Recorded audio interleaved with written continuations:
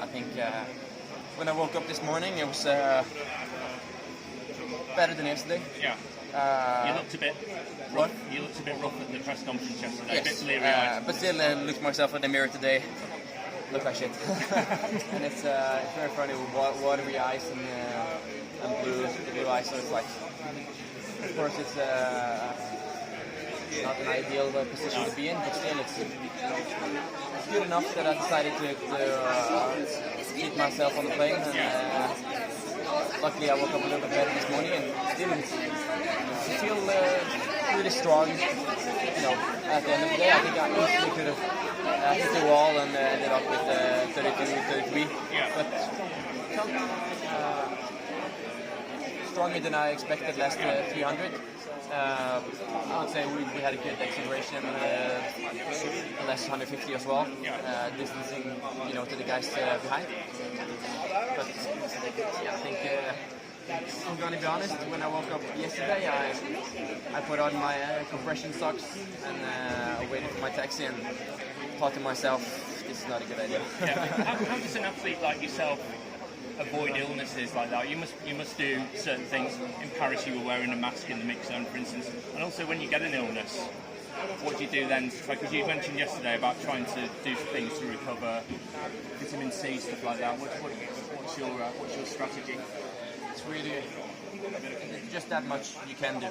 I've been probably have the most precautions, with illness prevention the last 6 months than anybody on this earth probably. Wearing masks, having sanitizers and everything, even in Silesia. But with everybody going back to school and back to work, back home, there's been a lot of illness going around, everywhere. So I think it was inevitable. When I got back home from Silesia, everybody around me was sick. Did you ever have much as a young guy? No, it's just recently. I think it's definitely a rotation. I don't think it's. I think it's just once, twice a year. It's just the build-up bacteria and viruses. You being a new dad as well. Yeah, but still relatively isolated as every small children. But still, it's just especially when I travel so much and I was both in Silesia, Lausanne and Silesia. Not everybody was there, so of course you get exposed to quite a lot. Sometimes it's just the way it is, and of course you can be unlucky, like I was last year, and I would say a little bit luckier this year with just being a regular Diamond League. But still, it's almost every weekend how it is, and I really enjoyed the competition, even though it kind of sucks not being feeling 100%. Still, it's just good enough that I was able to participate and still beating a lot of runners that call themselves. For sure. One thing that interests me is Paul Hocker has been spotted out on a bike a little bit recently training. Apparently he does a lot of cross training even when he's not injured. Is that part of the Norwegian method, doing cross training? Do you ever go on a bike, or is that the only kind of thing you do when you're injured? Yeah, no, that's nothing. You don't bother with that at all, really? No, that's very strange.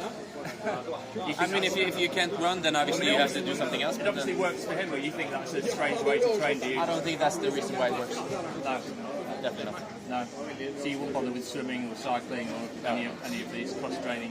If anybody thinks they're good at running because they're swimming, then they don't know what they're doing. I think Steve Cram said once, if you want to be a better runner, you should do more. You should run. Do more running. Yes. You would agree with that? Definitely. But still, it's a lot of things that in my training I try to maximize, my running, and of course I kind of supply with strength training and trails and other things. But still, you have to maximize the running first, and then you can kind of do all the other things. And the total of that is more than many other runners. Yeah. And I think if you're not able to run, sometimes you get injured and you have to do something else. I think it's very important to kind of stimulate and do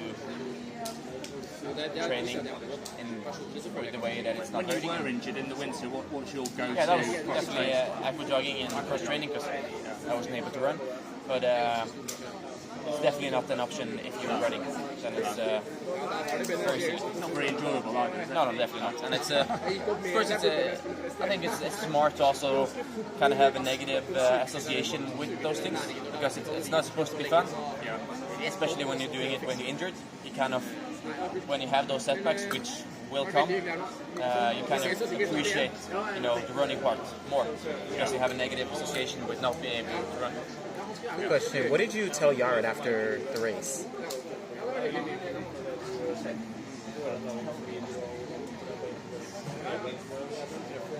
Much.